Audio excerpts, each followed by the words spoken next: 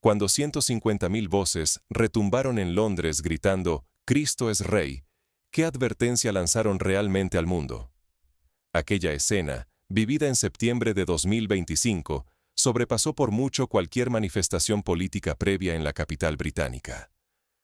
Nunca antes tantas personas, reunidas bajo estandartes de cruz y con un discurso explícitamente excluyente, habían tomado el corazón de una de las ciudades más diversas del planeta. La amplitud del evento no fue solo numérica, sino simbólica. La capital inglesa, durante 2 días, dejó atrás los ecos cosmopolitas para transformarse en un epicentro global de odio y exclusión. La violencia se extendió mucho más allá de las calles. Líderes internacionales, figuras de la tecnología y hasta empresarios de la talla de Elon Musk intervinieron en la discusión con palabras incendiarias. Musk, cuya influencia en redes sociales es global, avivó el fuego con una advertencia sin ambigüedad. La violencia viene, luchas o mueres. Estas palabras, lejos de calmar ánimos, sirvieron como gasolina arrojada a una hoguera ya encendida. Así, lo que pudo haber quedado como un episodio local, escaló hasta convertirse en una referencia planetaria del auge de la ultraderecha. Mientras tanto, la respuesta de Occidente fue titubeante. Los líderes políticos vacilaron, incapaces de condenar de manera clara los hechos. Algunos, por temor a perder apoyos electorales. Otros, atrapados en la telaraña de intereses internacionales. El silencio de los gobiernos más poderosos del mundo fue, para muchos, más elocuente que cualquier discurso. Fue entonces cuando, desde el sur global, se alzó una voz inesperada y poderosa. El presidente de Burkina Faso, Ibrahim Traoré, no dudó en definir lo ocurrido. Esto es supremacía blanca en estado puro. Es la continuidad de un colonialismo que nunca murió, solo aprendió a disfrazarse. Su discurso resonó en los medios africanos y rápidamente cruzó fronteras, convirtiendo a África en actor y no mero espectador del drama. La denuncia de Traoré no fue solo retórica. Recordó a la comunidad internacional que las estructuras coloniales, lejos de haber desaparecido, persisten bajo nuevas formas. Acuerdos económicos desiguales, presencia militar extranjera, sistemas financieros que perpetúan la dependencia y una narrativa mediática que invisibiliza el sufrimiento africano. Para África, el episodio londinense fue una advertencia clara. Ignorar el ascenso de la ultraderecha y la normalización de la exclusión racial sería aceptar, una vez más, la subordinación y perder una oportunidad histórica de reclamar justicia y soberanía. No se trataba solo de reaccionar ante una marcha, sino de enfrentar la raíz de un sistema global que, desde hace siglos, decide el destino del continente sin pedirle permiso. ¿Podemos realmente permitirnos mirar hacia otro lado? Aquella pregunta, lanzada en redes sociales y medios africanos, caló hondo. El futuro de la dignidad africana y la credibilidad moral de Occidente estaban en juego, en una encrucijada más peligrosa de lo que muchos creían. Para entender el verdadero peso de aquellos días en Londres, es necesario explorar el contexto histórico y descubrir cómo ese grito resonó hasta los rincones más lejanos del planeta. No fue una simple protesta. Fue una marcha meticulosamente orquestada, con logística y financiamiento internacional, envuelta en símbolos religiosos y nacionalistas. En la mañana del 13 de septiembre de 2025, Londres amaneció sitiada. Las avenidas principales estaban bloqueadas, no por obras o manifestaciones habituales, sino por una marea humana de más de 150.000 personas. La cifra, confirmada por la Policía Metropolitana, superaba incluso a las grandes protestas antinucleares de los años 80 y las marchas en favor de los derechos civiles de la década del 60. Los líderes del evento eran figuras conocidas en el ámbito de la ultraderecha europea. Tommy Robinson, famoso por su retórica antiinmigrante y antiislámica, encabezaba la marcha desde un escenario improvisado. Lo acompañaban pastores, sacerdotes y autodenominados obispos, algunos de ellos llegados desde Francia, Alemania y hasta Nueva Zelanda. La dimensión internacional de la protesta era evidente. No era una movilización espontánea, sino un espectáculo cuidadosamente coreografiado. Ejemplo concreto. Desde Francia, Éric Zemmour, promotor de la teoría del gran reemplazo, participó con discursos incendiarios que llamaban a la defensa de la civilización occidental frente a la invasión islámica. Desde Alemania, miembros de Alternativa para Alemania, AfD, aportaron logística y recursos para la organización. Desde Nueva Zelanda, el pastor Brian Tamaki alentó a los presentes a luchar hasta el final. La policía británica, con un despliegue de 1.600 agentes, intentó contener la marea. Pero la superioridad numérica era abrumadora. En pocas horas, 26 agentes resultaron heridos, 4 de ellos de gravedad, con fracturas y traumatismos craneales. Los enfrentamientos se intensificaron cuando grupos de manifestantes intentaron romper las barricadas para enfrentarse a contramanifestantes, en su mayoría jóvenes de origen migrante y activistas antirracistas. La violencia no fue casual ni improvisada. Algunos manifestantes llevaban bates de béisbol, otros lanzaban botellas y bengalas. Los cánticos religiosos, lejos de invitar a la reconciliación, se convirtieron en gritos de guerra. Cristo es Rey no era una alabanza, sino una consigna de exclusión. Las cruces de madera, en vez de símbolos de fe, evocaban las cruzadas medievales y las hogueras del Ku Klux Klan.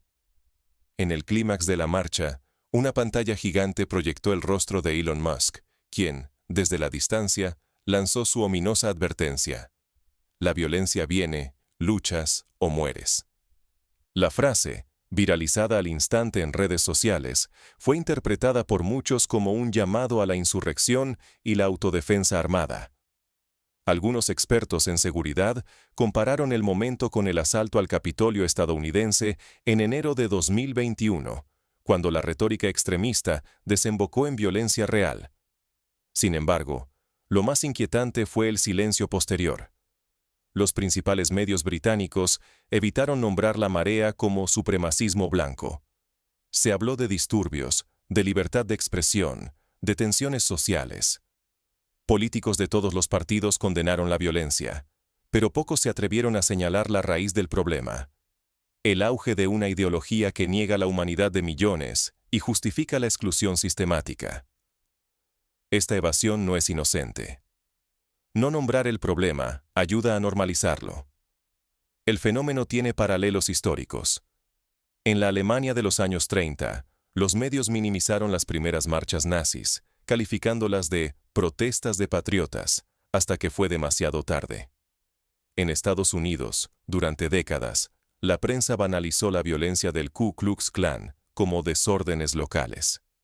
Lo que se normaliza en Londres puede expandirse y legitimar el odio en otros contextos. Pero la raíz de esta marea blanca no se limita a Europa. Sus tentáculos ahogan aún a pueblos enteros, especialmente en África. El pasado colonial sigue definiendo el presente. El sistema de relaciones internacionales, los términos de intercambio comercial, la estructura de la deuda externa y la presencia militar extranjera en África son herencias de ese colonialismo que nunca se desmanteló por completo. La historia nunca se repite exactamente, pero siempre encuentra nuevas formas de rimar. Desde las cruzadas medievales hasta las campañas coloniales del siglo XIX, Occidente ha justificado sus conquistas y violencias con argumentos religiosos y civilizatorios. Las imágenes de Londres en 2025 evocaban las de Argel durante la represión colonial francesa, las de Johannesburgo durante el apartheid, o las de Harlem en los disturbios raciales de los años 60. Los ecos históricos son escalofriantes. Cuando Ibrahim Traoré denunció la marcha londinense, comparó las cruces de madera con las cruces ardientes del Ku Klux Klan. Recordó que, durante siglos, Occidente justificó la esclavitud, el saqueo y la opresión de África bajo la bandera de la fe y la civilización. Cambian los escenarios, pero las víctimas rara vez son otras. Minorías raciales, comunidades inmigrantes y, una vez más, África, convertida en laboratorio y advertencia. Es imposible ignorar el doble estándar mediático y político. Cuando la resistencia nace en comunidades negras o musulmanas, la respuesta occidental suele ser la represión inmediata. Tanques en la calle, estados de emergencia, titulares que hablan de amenaza a la democracia. Pero cuando la violencia es blanca y nacionalista, los mismos voceros hablan de democracia en acción o libertad de expresión. Este sesgo no es casual. Es la base de una narrativa que perpetúa la exclusión y justifica la desigualdad. El silencio de líderes y organismos internacionales ante el supremacismo blanco es ensordecedor. Los gobiernos africanos son condenados de inmediato ante cualquier brote de violencia, pero el supremacismo blanco en Occidente recibe excusas, explicaciones o, peor aún, el olvido. Esta complicidad permite que los monstruos del pasado sigan caminando entre nosotros. Las consecuencias recaen sobre las comunidades musulmanas inmigrantes en Londres. Muchos centros comunitarios cerraron por temor a ataques. Familias enteras viven bajo amenaza, con la sensación de que, ante una crisis, las instituciones no los protegerán. Los jóvenes crecen bajo el peso de la autocensura y la certeza de que su futuro está condicionado por su color de piel o su religión. Si África y sus diásporas aceptan el relato oficial y callan, perpetúan su exclusión y dependencia. Pero también está en juego la legitimidad moral y política de Occidente, que predica derechos humanos mientras tolera o justifica la violencia si los agresores comparten su color o bandera. Lo ocurrido en Londres no es una anomalía, sino una advertencia global. Si el mundo elige ignorar esta señal, los ciclos de opresión y supremacismo se repetirán. Solo cambiarán los nombres y las banderas. Así ocurrió en el pasado con los pogromos en Europa del Este, las persecuciones religiosas en la España inquisitorial o las dictaduras militares en América Latina. Las llamas en las calles de Londres son solo el prólogo. Ahora, la atención mundial se desplaza hacia África, donde la reacción será crucial.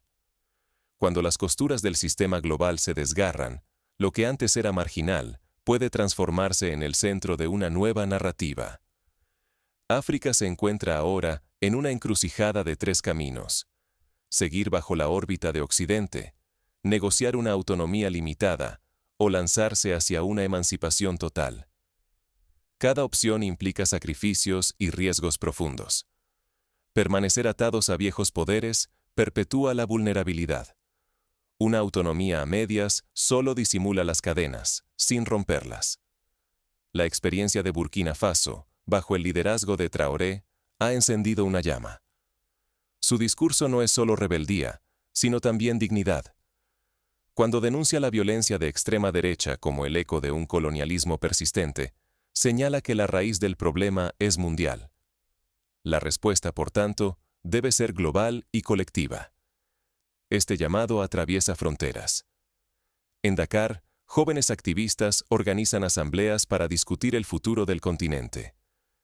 En París, comunidades africanas marchan exigiendo respeto y representación. En Lagos, universidades celebran debates sobre descolonización y autonomía económica. La crisis británica se interpreta como una alarma urgente, una señal de que el tiempo de la pasividad ha terminado. La vieja táctica de dividir África país por país sigue siendo la mayor fortaleza de quienes buscan explotar y fragmentar. Cada negociación aislada refuerza la dependencia y apaga la voz colectiva en el mundo. Por ejemplo, en los años 90, los acuerdos bilaterales con el Fondo Monetario Internacional impusieron condiciones que hicieron retroceder los sistemas educativos y de salud pública africanos.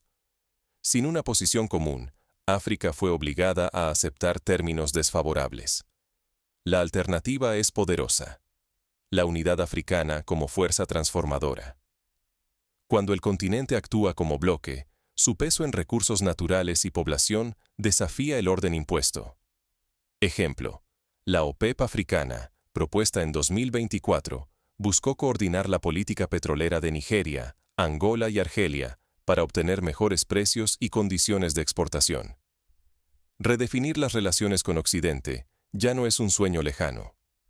Es una necesidad moral y política, sobre todo cuando la autoridad de las democracias occidentales se erosiona ante la legitimación de discursos y actos extremistas en sus propias capitales. Mientras los símbolos de supremacía desfilan sin castigo en Londres, África observa, aprende y toma nota. Si Occidente justifica el extremismo según su conveniencia, ¿con qué legitimidad puede seguir dictando lecciones de democracia y derechos humanos? El precio de este momento es el porvenir de África, su dignidad, sus recursos, su voz global. Aferrarse al pasado solo garantiza repetir la historia de la subordinación. Pero si los márgenes se convierten en centro y la unidad vence la fragmentación, África podría no solo protegerse, sino liderar una nueva ética internacional. La tempestad en Londres ha dejado al descubierto las grietas del sistema global. Pero, ¿cómo pueden los actores africanos transformar este momento de crisis en una oportunidad histórica? No basta con indignarse. La historia exige respuestas audaces y colectivas que desafíen los límites de lo posible. El primer paso es llamar las cosas por su nombre. Lo que presenciamos en Londres fue supremacía blanca y colonialismo reencarnado. Un doble estándar que perpetúa privilegios y niega justicia. Si suavizamos las palabras, perpetuamos la raíz misma del conflicto. En Sudáfrica, durante el apartheid, el uso de eufemismos por parte de la prensa internacional retrasó el reconocimiento global de la magnitud de la injusticia. Hoy, la solidaridad global es indispensable. La diáspora africana y sus aliadas en todos los continentes tienen la responsabilidad de amplificar la verdad, romper el cerco mediático y desenmascarar la complicidad de Occidente. Solo así, África hablará por sí misma.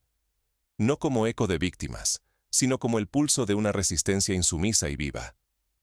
La independencia no equivale a aislamiento. Significa igualdad real, control propio sobre recursos, economía y decisiones. Implica liberarse del chantaje internacional, rechazar la caridad disfrazada y construir vínculos fundados en respeto y reciprocidad. Nuestros ancestros enfrentaron cadenas de acero y sembraron la idea de libertad. Honramos su memoria aprendiendo de sus luchas. La opresión no termina en una generación, pero el relevo ya empezó. Ahora somos protagonistas de este nuevo capítulo. La clave es la acción colectiva. Participar en foros internacionales, fortalecer redes comunitarias, presionar a instituciones multilaterales y, sobre todo, crear alternativas africanas en educación, economía y cultura. Por ejemplo, la creación de la Universidad Panafricana en 2023 permitió formar científicos y líderes comprometidos con la transformación continental. Cada paso en comunidad suma. No basta con reaccionar. Hay que planificar y resistir juntos, desde la raíz. El peligro es innegable. Si no actuamos ahora, la oportunidad se esfumará, y las siguientes generaciones seguirán atadas a las mismas cadenas de dependencia y exclusión. Pero si elegimos la valentía y la coordinación, África puede redefinir no solo su destino, sino el de la justicia mundial. La decisión está en las manos de quienes escuchan. ¿Seremos espectadores de la repetición o protagonistas del cambio? El momento de actuar es ahora, antes de que la inercia del poder vuelva a cerrar cualquier resquicio de transformación. Queda una última pregunta que no podemos esquivar. ¿Estamos listos para transformar la indignación en acción y la memoria en esperanza? El futuro de África no se dictará en Londres ni en Washington. Se forjará con la voz y la acción de quienes se niegan a desaparecer entre los escombros del silencio. Hoy, el mundo presenta un desafío imposible de ignorar. Las protestas violentas de extrema derecha que sacudieron Londres en septiembre de 2025 no fueron un accidente ni un fenómeno aislado de Gran Bretaña. Son el síntoma más reciente de un sistema global que, durante siglos, ha alimentado la supremacía blanca y el colonialismo. Un sistema que todavía pretende decidir el destino de África y de las minorías, sin pedirles permiso y sin reconocer su humanidad. Quizá resulte sencillo imaginar estos hechos como una amenaza lejana, una escena más en las noticias de Occidente. Pero esa distancia es una ilusión peligrosa. Cada cruz en llamas, cada grito que exige exclusión, son ecos directos de nuestra historia. El saqueo de tierras africanas, la esclavitud de nuestros antepasados, la negación sistemática de nuestra dignidad. Este instante no es solo una advertencia, es también una invitación urgente. Nos llama a romper el ciclo de silencio y complicidad que Occidente espera de nosotros, y a reclamar la voz y la dignidad que nos han sido negadas una y otra vez. Si elegimos mirar hacia otro lado, si aceptamos que otros escriban nuestro futuro, firmamos la repetición de la tragedia. Pero si nos unimos y hablamos, podemos transformar la memoria en resistencia y la indignación en acción concreta. La elección es clara y apremiante: participar o callar. De esa decisión depende si la historia se repite o se transforma para siempre. Están en juego la dignidad de África, la justicia global y el futuro de todos los pueblos oprimidos. No podemos delegar la responsabilidad en gobiernos distantes, ni esperar gestos de quienes dudan en nombrar la injusticia por lo que es. Hoy, más que nunca, necesitamos una conciencia despierta y una acción colectiva. La dignidad africana no será defendida en despachos extranjeros, sino en la convicción y el coraje de quienes se atreven a decir basta. No se trata solo de solidaridad con quienes sufren en Londres o en cualquier otro rincón del planeta. Se trata de comprender que cada paso valiente, cada silencio roto, refuerza la esperanza de una nueva historia escrita por nosotros y para nosotros. Ejemplo práctico. En Ghana, tras los disturbios de Londres, se impulsó una campaña nacional bajo el lema África no calla, en la que miles de estudiantes, artistas y líderes comunitarios organizaron debates, protestas pacíficas y campañas en redes sociales para exigir una representación justa en los foros internacionales. No dejes pasar este momento histórico como espectador. Te invito a sumarte, a suscribirte a este canal, a compartir este mensaje y a alzar la voz junto a millones que ya han decidido no callar. El futuro de África se juega en este preciso instante, en lo que tú decidas hacer hoy. Juntos, podemos demostrar que la verdadera transformación comienza cuando dejamos de esperar y empezamos a actuar. Porque si la voz de uno puede resonar, la de millones tiene el poder de cambiar el rumbo del mundo. La historia nos observa. La próxima generación nos preguntará qué hicimos cuando el odio volvió a marchar por las calles de Europa. Que nuestra respuesta sea la de la valentía, la unidad y la dignidad. Hoy comienza el verdadero cambio. Elige ser parte de él.